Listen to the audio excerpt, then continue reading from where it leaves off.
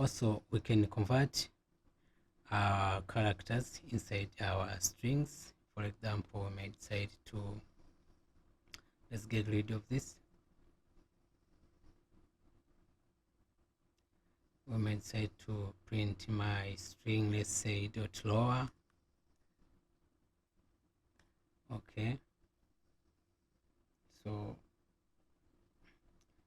it's a function, you remember. If we save this and if we print here, because we wanted it to be lower, just we can use the lower function. So we need to see the difference if we put the upper here. So we can use the string dot upper. If you save here, we are going to have,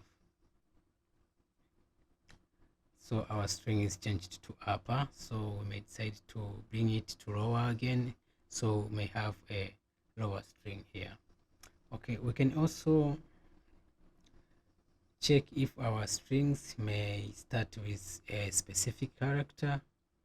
So let's say our string maybe, let's say starts with, so this is the function, starts with, let's say with h, so we got true. And let's say if it starts with, let's put e here just to test, we are going to have a false here. So we can use the start with. We can also check by using the end with, ends with. So if we say ends with d here, we save this, we are going to have true. And if we test for e here, we expect to have false. See, we're going to have false here.